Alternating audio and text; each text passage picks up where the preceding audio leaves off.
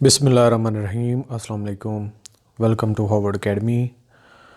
Dear students, essay writing के हवाले से हमारा कोर्स चल रहा है और आज हम चैप्टर 7 का सेकंड इस पे हमारा लेक्चर है, जो कि फाइनली हम कंक्लूजन की तरफ बात कर रहे हैं कि इम्पैक्टफुली आप कैसे कंक्लूड कर सकते हैं अपने आर्टिकल को, अपने ऐसे को। आज के टॉपिक में हमने दो चीज़ों पे बात करनी है और इसमें इम्पॉर्टेंट जो बात है, रीस्टेटिंग द थीसिस स्टेटमेंट। और अगर इसी बात को ही हम लेक्चर की बेस बनाएं, आज की जो डिस्कशन है, आप ये कह सकते हैं कि आपकी जो थीसिस स्टेटमेंट है वो एक बीज का रोल अदा करती है, जिससे पौधा उगेगा, तना बनेगा और इस पे फल लगेंगे। इसी को ही आपने अंडरस्टैंड करना है कि थीसिस स्टेटमेंट एक्चुअली आपका एक बीज है जिसको आप बो रहे हैं और इसी से ही चीज़ों को आगे आपने लेके चलना है। डेफिनेटली बीज अगर आप जिस दरख्त का बो रहे हैं, सेब है, केला है, व्हाट्सएवर जो भी आप कोई अज्यूम कर लेते हैं, तो उसी की ही आप एक्सपेक्ट करें। थीसिस स्टेटमेंट क्या है? आपने बताना है कि आपका पॉइंट ऑफ व्यू क्या है, आपका पॉइंट ऑफ व्यू उस टॉपिक के रेलेवेंट क्या है, और उसी की कंसाइजली जो पूरी आपने ऐसे के अंदर चीज़ को साबित करना है, अपने पॉइंट ऑफ व्यू को ही वैलिडेट करना है। उसके सबूत में ही आपने चीज़ें, फैक्ट्स एंड एविडेंसेस आपने इंसर्ट करनी है। अगर एक और मिसाल मैं आज के लेक्चर की साथ में आपको दे दूं तो आप इसको बहुत बेहतर तरीके से अंडरस्टैंड कर सकेंगे। सम टाइम बंदा कहता है कि जी ओपन स्टेटमेंट मैं दे सकता था थीसिस स्टेटमेंट के हवाले से, ऐसे का जो टॉपिक हो, किसी का पॉइंट ऑफ व्यू डिफरेंट होगा, दूसरे का तीसरा पॉइंट ऑफ व्यू होगा। इसी तरीके से आप जो पॉइंट ऑफ व्यू लिख रहे हैं, क्या वो ठीक है या गलत है? ठीक है या गलत है, जो स्टैंड पॉइंट आपने ले लिया, आपने उसी के ऊपर ही कन्विंस करना है और उसी की बेसिस पे ही आपकी काबिलियत को जज किया जाएगा। आपने जो भी पॉइंट ऑफ व्यू लिया उसको वैलिडेट आपने करना है। अगर इसी के साथ मैं कनेक्टेड एग्जांपल दे दूं कि आप अगर किसी जो एक सफ़रनामा लिखते हैं, लेट्स सपोज आप एक इंटरेस्टिंग सफ़रनामा लिखते हैं या किसी दोस्त को बताना चाहते हैं, या फ़ोन पे बात हुई तो आप उसको अहवाल बताना चाहते हैं। आप अज्यूम करते हैं जी आप पेशावर से सफ़र पे निकले और जा रहे हैं कराची। अब रूट भी आपने डिफ़ाइन कर लिया कि जी जो बंदा सुनने वाला है वो बात सारी समझता भी है कि रूट इसको कौन सा जाता है, और एकदम आप कहीं एबटाबाद का जिक्र कर दें, लाहौर का जिक्र कर दें, या कहीं दुबई का जिक्र कर दें, उसमें चीज़ें ऐसी दिखती हैं, फ़लाँ होता है, फ़लाँ होता है। तो जी आप तो अपना एक जर्नी बता रहे थे कि आप पेशावर से कराची जा रहे हैं, उसमें जो जो इवेंट्स टेक प्लेस हुए, कितने बजे निकले, कितने बजे पहुंचे, आप कैसे पहुंचे, ये सारी बातें आपने उसके बारे में बतानी थी। लेकिन आपने तो किसी और चीज़ पे, तो जो आपका रीडर है वो आप पे कंफ्यूज हो जाता है। वो आपके पॉइंट ऑफ व्यू से बिल्कुल, वो जिस लाइन में आप बात कह रहे हूँ वो जायज़ और मुनासिब हो, विद इन लाइन्स हो, आप आउट ऑफ कॉन्टेक्स्ट ना चले जाएँ। विद इन कॉन्टेक्स्ट रहना है, उसी बात को लेके चलना है, ताकि आपकी बात के अंदर एक रिदम रहे, जिसको हम कहते हैं कंसिस्टेंसी। और दूसरे नंबर पे जो आप बात कहना चाहते हैं वो क्लियरली कहें, उसको ढके छुपे अल्फाज में या डिप्लोमेटिकली या पॉलिटिकल वे में ना कहें। क्लैरिटी रहें और क्लैरिटी के साथ चीज़ों को कम्युनिकेट करें, ताकि आपका रीडर उसके जो पॉइंट ऑफ व्यू है वो भी वही हो जो आप कम्युनिकेट करना चाहते हैं। यानी जो आप बात कर रहे हैं वो उसी एंगल से उसको जो है वो इंसेप्ट करे, या उसकी इंसेप्शन इसी तरीके से हो। तो इसको हम कहते हैं क्लैरिटी, कि आपने जो बात कहना चाहिए वही अगले बंदे ने सुन के समझ ली, इसी को कहते हैं क्लैरिटी। और अगर आपकी बात के अंदर 8-10 सेशंस आ जाते हैं, पार्ट्स आ जाते हैं डिफरेंट, जिस तरीके से ऐसे लिख रहे होते हैं, तो उसके अंदर फर्दर हमने हिस्सों के अलावा पैराग्राफ्स बनाते हैं। तो हर सेशन में एक बात की, उससे अगली बात शुरू हो गई, अगली बात शुरू होगी। यानी कि एक अगर लेट्स सपोज मैं वो पेशावर वाली और कराची के सफ़र वाली बात शुरू करूं, एक सिटी से दूसरे सिटी के दरमियान में आपका जितना टाइम लगा, जो जो चीज़ें आपने देखी, वो एक पैराग्राफ। दूसरा, उसके बाद एक सिटी में आप आए और वहाँ पे थोड़ी देर आपका ब्रेक था, सेशन था, उसके बाद अगला आपका शुरू हुआ, तो दूसरे पैराग्राफ में ये बात कर दें, तो एक बात लॉजिकल बनती है कि एक जगह का किस्सा बता दिया, अब थोड़ा सा अगली बात, और साथ में कनेक्ट रहना है कि आप एक्चुअली पेशावर से कराची का सफ़र कर रहे हैं और अपनी कहानी बता रहे हैं, ये रीडर को एहसास रहना चाहिए। तो इसको हम कहते हैं दोनों एरियाज़ को, कि बात आपकी हुई थी थीसिस स्टेटमेंट से और आपने अपनी कंसिस्टेंसी के साथ और क्लैरिटी के साथ अपनी बात को पूरा किया। अब ये कंसिस्टेंसी कैसे मेंटेन रखी जा सकती है और क्लैरिटी कैसे कम्युनिकेट की जा सकती है, इन दोनों की अहमियत क्या है, ये हमने अभी सारी चीज़ों को कवर करना है। सो होप्स हो कि अगर आपको ये छोटी सी मेरी डिस्कशन जो शुरू में इंट्रोडक्टरी मैंने बताई है, अगर आपको इसकी समझ आ गई है तो अब आपको अगर इशू नहीं आएगा। सो एरिया क्या है हमारा, maintaining consistency and clarity in essay writing. Consistency and clarity are essential elements of effective essay writing. They ensure that your ideas are conveyed clearly to your readers, कि जो आप बात करना चाह रहे हैं, कहना चाह रहे हैं, वही रीडर उसको समझे, कोई और उस अल्फाज में भी मतलब ना हो और कोई आपकी डायरेक्शन के अंदर भी तबादला ना हो। Allow them to follow your argument seamlessly, कि आपके जो आर्गूमेंट हैं उनके अंदर एक रिदम हो, तरतीब हो, बेतरतीबी चीज़ नहीं करनी। In this comprehensive class we will explore the importance of consistency and clarity in essay writing and provide practical tips on how to master these aspects, के कंसिस्टेंसी और क्लैरिटी बहुत ज़रूरी है और इनके ऊपर आप प्रैक्टिकली टिप्स कौन सी हैं जिनको आप फॉलो करके कंसिस्टेंसी और क्लैरिटी अपने ऐसे अंदर ला सकते हैं। द सिग्निफिकेंस ऑफ कंसिस्टेंसी, पहले कंसिस्टेंसी की बात कर लेते हैं कि जी बहुत कंसिस्टेंट था। अब हम कितने सारे लोगों की बात करते हैं कि यार देखें उसने 2000 में अपना जो है वो जर्नी स्टार्ट किया अपना स्टडी का, अब बात कर रहे हैं 2024 की, लेट्स सपोज, तब तक उसका ड्यूरेशन। तो हम ये देखते हैं उसने थ्रू आउट जो है वो मेहनत भी की, उसने सारा जो है वो चीज़ों को मैनेज भी किया, अपने जो उसकी सोशल रिस्पॉन्सिबिलिटीज़ थी, फैमिली की रिस्पॉन्सिबिलिटीज़ थी। तो हम अल्टीमेटली कहते हैं कि जी 2024 में लेट्स सपोज वो CSP बन गया। तो अब हम फिर उसको सारी एग्जांपल देते हैं कि यार इसने बड़ी ज़िंदगी में कंसिस्टेंसी के साथ काम किया है, हालात मुश्किल थे, इसको फ़लाँ भी इशू आया, फ़लाँ जगह पे भी सदमा पहुंचा, फ़लाँ जगह पे प्रॉब्लम्स आए, फ़लाँ जगह पे भी किसी ने खींचातानी की टैंक, तो इसके बावजूद अगले बंदे ने हिम्मत नहीं आ रही और कंसिस्टेंसी के साथ वो अपनी मंजिल पे पहुंच गया। तो आपने भी अपने ऐसे को बेहतर तरीके से कंक्लूड करने के लिए कंसिस्टेंसी को मेंटेन रखना है, एक रिदम, मेहनत और वो सारी चीज़, लगन और सीमलेस आपकी एक पैराग्राफ टू पैराग्राफ जो आप मूव करते जा रहे हैं वो आपकी एक रिदम रहना चाहिए, कंसिस्टेंट रहना चाहिए। सो नंबर 1 क्या है, सिग्निफिकेंस के हवाले से अभी हम बात कर रहे हैं, टिप्स पे बाद में हम बात करेंगे। Consistency of voice and tone, यहाँ पे कि आपकी जो वॉइस और टोन आप अपनाते हैं, इससे मुराद क्या है कि आपने अगर फार्मल तरीके से बात कर रहे हैं, जैसे बुक्स के अंदर बात लिखी होती है वो होता है फार्मल वे, एक होता है informal way, to the point सीधी सीधी बात करना कि जी ये ऐसे है, ये ऐसे है, फलां ऐसे। आपने इनके अंदर स्विचिंग नहीं करनी। आपने अगर इनफॉर्मल वे अडॉप्ट कर लिया, जैसे हम आपस में बात बैठ के कर रहे होते हैं, तो कि आपने ऐसे किया, फलां ऐसे हुआ, फलां ऐसे हुआ, तो ये टू द पॉइंट सीधी सीधी बात होती है, उसमें कोई लॉजिकल या कोई भी फार्मल वे में नहीं होता। और टू द पॉइंट बात करने से ये होता है कि कम अल्फाज में सीधी बात हो जाती है और आप अपने ऐसे के अंदर बहुत सारे लॉजिक इंसर्ट कर सकते हैं, बहुत सारी बातें कर सकते हैं। अगर फार्मल वे में एक बात आपको कहनी होगी तो पूरे पैराग्राफ में आपने वो एक आधी बात ही कहनी और उसको घुमा फिरा के उधर लेके आपने आना है। सो बेहतर है जो भी आप ऑप्शन अडॉप्ट करते हैं, मैं उस पर नहीं कहूँगा कि आप फार्मल वे अडॉप्ट करें, इनफॉर्मल दोनों ठीक हैं, लेकिन ये आपका अपना स्टाइल है कि आप लिखते वक्त कौन सा स्टाइल अडॉप्ट करते हैं। लेकिन जो अडॉप्ट शुरू में करें, एंड तक उसी टोन को और उसी वॉइस को लेके जाएं, कहीं दरमियान में आपस की जो है वो मिक्सिंग नहीं करनी। One of the fundamental aspects of maintaining consistency is using a consistent voice tone through out your essay. Whether you choose a formal or informal tone, it should remain constant from introduction to the conclusion.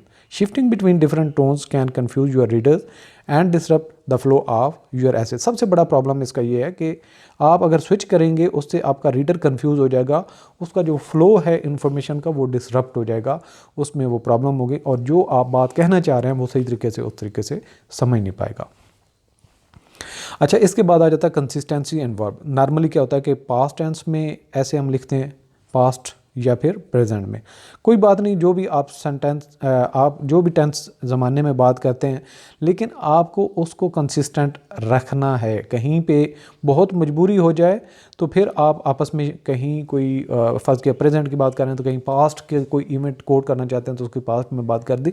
Otherwise आपने present को adopt करते हैं, लेते हैं, या past tense में start करते हैं, उसको आपने बिल्कुल उसी रिदम के साथ लेके चलना है। टेंसेस के अंदर स्विचिंग नहीं करनी। Make sure to maintain consistent verb tense throughout your essay. Typically essays are written in the past tense और the present tense. However, regardless of your choice, it is crucial to stick to it. ये आप किस जो tense में लिखते हैं ये अहम नहीं है, आप उसके साथ ही रहते हैं जो आपने चूज़ किया, ये अहम है। Avoid unnecessary shift between tenses as this can confuse your readers. Again वही last, can confuse your reader and weaken your argument. तो जब आपके रीडर को कोई प्रॉब्लम आएगा, इट्स मीन कि आपके अंदर प्रॉब्लम है, आपने ही उसका लॉस बियर करना है। रीडर को कोई मसला नहीं, वो ना पढ़े तो भी निकल जाएगा, वो बिल्कुल डेप्थ में पढ़े तो भी नंबर आपको मिलने हैं। सो आपने ये बहुत फर्स्ट प्रायोरिटी रखनी है कि रीडर को आपने कैसे एंगेज करना है। अब आ जाता है consistency in point of view. अब आप फर्स्ट पर्सन यूज़ करते हैं, सेकंड पर्सन यूज़ करते हैं, थर्ड पर्सन यूज़ करते हैं, और जो आपका पॉइंट ऑफ व्यू होता है उसमें आप सबको साथ मिला के लेके चलते हैं। एक ग्रुप की फॉर्म में आप अपने जो है वो ऑडियंस के तौर पे लोगों से बात करते हैं, आप इंडिविजुअली बात करते हैं बहुत सारे लोगों से। सामने वाला एक है, उनसे बात कर रहे हैं, या सामने वाले ज़्यादा हैं, उनसे बात कर रहे हैं। आप अकेले अपने आप की बात कर रहे हैं या एज अ ग्रुप अपने रीडर को भी साथ इंक्लूड करके बात कर रहे हैं, ये आपकी चॉइस है। लेकिन जो एक सिनेरियो डेवलप करें, उस सिनेरियो को लेके चलें पॉइंट ऑफ व्यू के हवाले से। Select a point of view, first person, second person और third person, and maintain it throughout your essay. Shifting between perspectives can disrupt the coherence of your writing. Coherence इससे जो है आपकी disturb होती है, तो उस कोहेरेंस को भी आपने लेके चलना है। सो ये हमने कंसिस्टेंसी की बात की कि आपका जो ऐसे है वो कंसिस्टेंट रह कैसे सकता है। यहाँ पे पॉइंट्स भी बता दिए कि कैसे आपने चीज़ों को रखना है। हमने इसमें जो है वो 3 अहम बातें की हैं। अगेन मैं इसको थोड़ा रिवाइज़ कर दूँ तो आप उसमें एक तो आपकी वॉइस एंड टोन की कंसिस्टेंसी है, दूसरे नंबर पे आपकी टेंस की कंसिस्टेंसी है, तीसरे नंबर पे पॉइंट ऑफ व्यू जो आप सिनेरियो जनरेट करते हैं first person, second person, third person में, उसको आपने रिदम में लेके चलना है। सेम उसी तरह से चलना है शुरू से लेके एंड तक। अब आ जाती है क्लैरिटी की बात। क्लैरिटी की बात होती है कि जो आप कहना चाहते हैं वही रीडर उसको समझे, और कोई चीज़ वो ना समझे जो आप कहना नहीं चाह रहे। ये बात सिंपली है। सबसे पहले स्टार्ट कहाँ से करना है? क्लियर थीसिस स्टेटमेंट आपने देनी है कि आपका जो पॉइंट ऑफ व्यू था वो तो स्टार्ट में ही आपने दे दिया। Begin your essay with a clear and concise thesis statement that outlines your main argument. This sets the tone for the rest of your essay and helps reader understand your purpose. So ये तो very start की बात हो गई ना कि thesis statement था पहले, लेकिन अब हम जिस जगह पे बात कर रहे हैं वो एज अ होल ऐसे की भी बात कर रहे हैं, लेकिन आप माइंड में रखें कि कंक्लूजन की बात कर रहे हैं कि कंक्लूड हमने कैसे करना है। सो आपने अगेन कंक्लूजन में जो थीसिस स्टेटमेंट देनी, लास्ट लेक्चर में भी हमने उस पर डिटेल से बात की थी जो उसके बाकी एलिमेंट से, तो थीसिस स्टेटमेंट से ही अगेन आपने रीस्टार्ट करना है, मतलब उसको कंसाइजली उसी को इंसर्ट करना है कि आपने बात कहाँ से स्टार्ट की थी, जितने लॉजिक्स थे उन्हीं की। आप ये समझ लें कि आपने बहुत सारी चीज़ें, या फिर आप ये समझ लें कि एक बहुत बड़ा घर है, वो 2 एकड़ पर है, आप उसका एक छोटा प्रोटोटाइप बनाते हैं, वो आपके सामने हाथ पे पड़ा हुआ है और आप उसकी सारी चीज़ों को देख सकते हैं। 3D बनाते हैं या जो भी आप ऑप्शन चूज़ करते हैं, तो आप उसको अपने हाथ पे रख के सारा देख सकते हैं, हालांकि वो घर तो बहुत बड़ा है। तो यहाँ पे भी कंक्लूजन में आके वही बात आती है। Begin your essay with a clear and concise thesis statement that outlines your main argument. This sets the tone for the rest of your essay and helps reader understand your purpose. मैंने again इसलिए पढ़ा है ताकि आप इसको जो start में ऐसे के ना चले जाएं, अगेन उसको कंक्लूजन के पर्सपेक्टिव में देखें।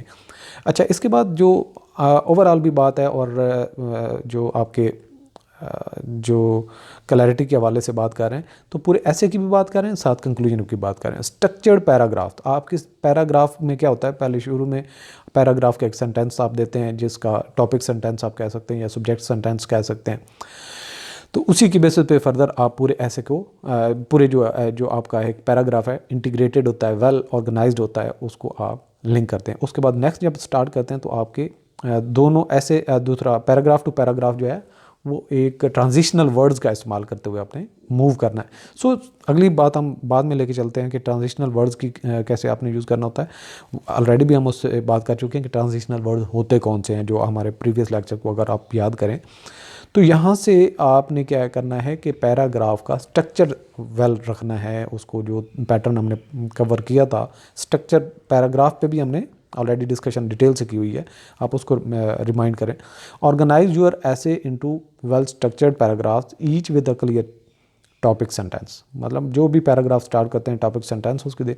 Ensure that each paragraph focuses on a single idea और पॉइंट ऑफ व्यू। जैसे मैंने आपको कहा था कि पेशावर से आप कराची के रास्ते पे जा रहे हैं, एक सिटी से दूसरे सिटी के दरमियान में जो बात आप कहेंगे एक सिंगल पैराग्राफ में आ जानी चाहिए, उसमें एक ही पॉइंट ऑफ व्यू है कि लेट्स सपोज जो पेशावर से नौशहरा का सफ़र था वो कितना रहा, कैसा रहा, या पेशावर से इस्लामाबाद की बात आप करते हैं तो उसके दौरान में जो चीज़ें हुई वही बयान करते हैं। This not only make your essay more readable but also enhances clarity.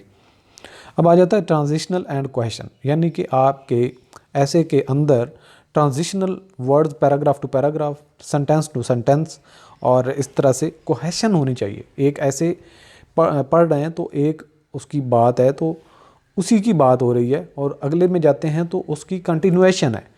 यानी कि अगर आप एक इंसान की खसूसियात बात कर रहे हैं तो उस इंसान की वो मिस्टर XYZ जो भी नाम लेते हैं तो उसके नाम की बात की, वल्दियत की बात की, उसकी बॉडी की स्ट्रक्चर की बात की, वो दिखता कैसे है, वो उसकी आदतें कैसी हैं, वो पढ़ता कैसे है, वो उसका शोबा कौन सा है, वो प्रोफेशन में क्या काम करता है, उसकी डेली रूटीन क्या है। तो ये जब आप बातें लेके चल रहे होंगे तो एक रिदम से लेके चलें, तो उसके अंदर एक कोहेशन होनी चाहिए, पता चले कि एक चीज़ के अंदर फोकस्ड है एक main area. Use transitional words and phrases to connect ideas between sentences and paragraphs. Smooth transitions help reader follow your thought process and maintain clarity in your writing. तो इससे thought process और जो आपकी writing है उसके अंदर clarity होती है। Smooth transition words बहुत ज़रूरी है। इसके अलावा avoid ambiguity, कि आपने जब थीसिस स्टेटमेंट दे दी, आपकी जो आपकी टोन है, वॉइस है, और इसके अलावा आपका जो स्टाइल है, आपके आर्गूमेंट्स हैं, वो सारे के सारे उसी के साथ ही जाके लिंक होते हों। आपने उसी चीज़ को ही प्रूव करना है जो आपका point of view thesis statement में आपने दे दिया। सो किसी और चीज़ में कंफ्यूज नहीं होना कि आप इस बात को भी इंक्लूड कर लें। वो बंदा जो दूसरा पॉइंट ऑफ व्यू रखने वाला वो भी ठीक हो सकता है, आपका अपोनेंट जो है वो भी ठीक हो सकता है। आपने अपने लॉजिक को सपोर्ट करना है। Be precise in your language and avoid vague or ambiguous statements. Clearly define terms, concepts and ideas to prevent any confusion on the part of your readers. इसके बाद आ जाता है जी practical tips for consistency and clarity के, जो आपने बिल्कुल दोबारा से हम रिवाइज भी कर लेते हैं इन चीज़ों को। तो आपने दोनों को कंसिस्टेंसी और क्लैरिटी को लेके अब चलना ही है।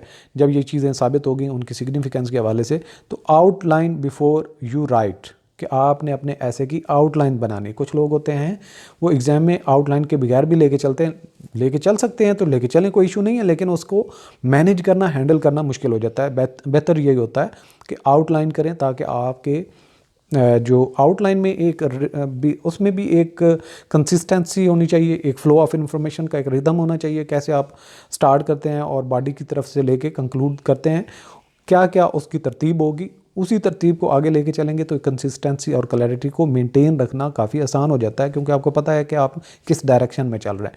सो outline before you right, create an outline that outlines the structure and maintain points of your essay. This will help you maintain a consistent flow and keep your writing clear. और again ये बात कि आपने outline इतनी नहीं बनानी कि 2 pages भर जाएँ, 3 पेजेस भर जाएँ, 1.5 पेज भर जाए, इतनी ज़्यादा आउटलाइन की ज़रूरत नहीं होती। आप अपने मेन एरियाज जो आइडियाज़ हैं वो आपके 5 एरियाज़ बनते हैं सब्जेक्ट, जो जैसा कि हमने थीसिस स्टेटमेंट के बारे में भी बात की, और इसके अलावा आउटलाइन पे भी हमने डिटेल से बात की कि उसके कौन कौन से बॉडी, उसमें किस तरीके से आपने इनकॉर्पोरेट करना है। तो हर 5 अगर आपकी मेन हेडलाइन बनती हैं तो उसके अंदर सब हेडलाइन जो है 3-3, 4-4, इस तरह 3-4-5, इससे ज़्यादा नहीं जाए। तो आपके 5 बनते हैं तो 5 मतलब तकरीबन 15 से लेके 20 तक आपकी जो है वो इंक्लूडिंग जो मेजर और सब टॉपिक्स आप उसमें आउटलाइन डालते हैं तो वो काफ़ी हो जाते हैं। इसके बाद दूसरे नंबर पे है कि जब आप ऐसे लिखने जा रहे हैं तो उसको एडिट और रिवाइज़ करें। एडिट और रिवाइज़ से यहाँ पे मुराद ये है कि अगर आप एग्ज़ाम से पहले प्रैक्टिस कर रहे हैं, और अगर इसका भी दो तरीक़ेकार हो सकते हैं कि आप कि या तो स्किल इतनी डेवलप हो चुकी है कि किसी टॉपिक पे भी लिखने के लिए आपका जो तरीक़ाकार है, जो एक हिरार्की है, ऐसे के अंदर जो जो चीज़ें इंक्लूड होनी चाहिए, जैसे कि हम इस कोर्स में कवर कर रहे हैं, तो कोई भी टॉपिक आता है तो आपने वो फीचर्स, वो सारी चीज़ें आपने अपने माइंड में प्रैक्टिस के ज़रिए से इनकॉर्पोरेट की हुई हैं, तो आप उसी पैटर्न पे लेके चलते हैं, तो ऐसे को अटेम्प्ट करना आपके लिए बिल्कुल मुश्किल नहीं है। लेकिन एक एरिया ये भी हो सकता है कि मेन टॉपिक्स जैसे इकोनॉमिक्स है, इसके अलावा जो सोशल इश्यूज़ हैं, इसके अलावा जो आपके ये कह सकें कि चैलेंजेस हैं, और जो ग्लोबल इश्यूज़ हैं, और बहुत सारे इस तरह के टॉपिक्स हैं। अगर आपने मेन टॉपिक्स को क्लोज़ कर लिया, वो 20 टॉपिक्स, हर टॉपिक के अगेंस्ट आपने आउटलाइन भी बनाई हुई है, पूरे ऐसे आपने बना के रखे हुए हैं, अपने पास प्रैक्टिस कर रहे हैं, तो वो भी एक तरीक़ेकार है जिसको आप बिफोर एग्ज़ाम प्रैक्टिस करते हैं। तो उसकी बात हो रही है एडिट एंड रिवाइज़, कि आप उसको देखें, उसके अंदर कहीं पे जो है वो कंसिस्टेंसी नहीं है वॉइस की, टोन की, टेंस की, और जो आपका सब्जेक्ट सिनेरियो है कि किस पर्सपेक्टिव में आप बात कर रहे हैं, किस सिनेरियो से सामने एक है, आप एक पर्सन से एड्रेस कर रहे हैं या ग्रुप से एड्रेस कर रहे हैं, आप अकेले बात कर रहे हैं या एज अ 2-3 टीम के तौर पे बात कर रहे हैं, तो जो भी सिनेरियो जनरेट करते हैं उसके हवाले से क्या आपका रिदम ठीक है, क्या पैराग्राफ का स्ट्रक्चर ठीक है, क्या paragraph to paragraph transitional words use हुए हैं, क्या एक पैराग्राफ के अंदर टॉपिक सेंटेंस दिया गया या नहीं। तो ये सारी चीज़ों को आपने लेके चलना। After completing your essay take the time to edit and revise it, check for consistency and voice in voice, tone, verb, tense. ये वॉइस में, टोन में, वर्ब में और टेंस में ये सारी की क्या आपकी कंसिस्टेंसी थी, एंड पॉइंट ऑफ व्यू, और उसमें भी कंसिस्टेंसी है या नहीं। एलिमिनेट एनी रिडंडेंसीज और अनक्लियर स्टेटमेंट सेंटेंसेस। कुछ ऐसी बातें हो जाती हैं जो उनका ना भी कहें तो वो बिल्कुल बात अगली क्लियर होती है, तो उसको हटा दें। अगली बात आ जाती है सीक फीडबैक। फीडबैक वो आप अपने पेरेंट्स से ले सकते हैं अगर वो आपकी हेल्प कर सकते हैं इस एरिया में, और अगर नहीं तो आपका अपना कोई दोस्त हो सकता है जो राइटिंग में अच्छा हो, आप अपने टीचर से, मेंटर से बात कर सकते हैं, तो उनसे फीडबैक ले सकते हैं कि आप अपने आर्टिकल को उनको दें, अपने ऐसे को दें, और कहें कि इनकी जो है इस पे फीडबैक दे दें, तो वो आपको एक जो फीडबैक देंगे वो भी आपकी बेहतरी आएगी आपके ऐसे राइटिंग में, और जो आपकी एरर्स हैं या जो मिस्टेक्स हैं तो वो जो आप खुद नहीं टेकअप कर सकते, जो खुद आप असेस नहीं कर सकते, वो दूसरा आसानी से कर लेता है, उससे भी आपकी करेक्शन होती है। Share your essay with peers और instructors to get feedback on the और its clarity and consistency. Fresh perspective can help you identify area that need improvement. इसके बाद अगली बात जो आती है रीड अलाउड, कि आप अपने ऐसे को जब आप रिवाइज कर रहे हैं तो आप एक लाउडली पढ़ें। उससे पता है कि अल्फाज के एक रिदम होना चाहिए लाउड पढ़ने के लिए। जहाँ पे रिदम नहीं होता वहाँ पे इंसान थोड़ा ऊंचा पढ़ने में दुश्वारी फील करता है, तो इट्स मीन कि आप समझ जाएं कि यहाँ पे प्रॉब्लम है, यहाँ पे करेक्ट करने की ज़रूरत है। रीडिंग योर ऐसे allowed can help you identify awkward phrasing, unclear sentences और inconsistencies that might not be evident when reading silently। जब आप खामोश पढ़ते हैं तो वो उनको डिटेक्ट करना आसान नहीं होता। सो कंक्लूड करें अपने पूरे हम टॉपिक को, कंसिस्टेंसी और क्लैरिटी हमारी मेन एरिया था जिसमें हमने फोकस किया, और हमने बात की थी थीसिस स्टेटमेंट से स्टार्ट करते हुए, और फिर आपने अपनी कंसिस्टेंट वे में अपनी चीज़ों को लेके चलना है, क्लियरली लेके चलना है। उनकी सिग्निफिकेंस पे फिर हमने बात की, फिर हमने पॉइंट्स पे बात की कि आपको की पॉइंट्स कौन से कंसिडर करने चाहिए इस कंसिस्टेंसी और क्लैरिटी को मेंटेन करने के लिए। Maintaining consistency and clarity in essay writing is crucial for effective communicating your ideas to your readers. A well-structured and clear essay not only ensures that your audience understands your argument but also keeps them engaged. By following the tips mentioned above and practicing consistently, ये बहुत important बात है। जो भी आप वे adopt करते हैं practice आपने करनी है। देखें, आप जब एक दफ़ा ऐसे लिखते हैं, एक पहलू देख लेते हैं, क्या आपकी वॉइस और टोन में कंसिस्टेंसी थी, क्या आपके टेंस में कंसिस्टेंसी थी, क्या आपने ट्रांजिशनल वर्ड यूज़ किए, क्या आपके हर पैराग्राफ का टॉपिक सेंटेंस गिवन है। तो जब आप लिखेंगे, बार बार ये चीज़ें ऐड करेंगे, तो आपकी एक आदत डेवलप होना शुरू हो जाएगी। You can master coherence and flow of your essays, making your writing more compelling and persuasive. So आज का सेशन यहाँ पे कंक्लूड करते हैं और हार्वर्ड अकेडमी के प्लेटफॉर्म पे आप CSS की कंप्लीट प्रिपरेशन के हवाले से जितने भी हमारे कोर्सेज हैं कंपलसरी ऑप्शनल हैं उनको अब 1 by 1 भी ज्वाइन कर सकते हैं। Thanks for watching. अल्लाह हाफिज़।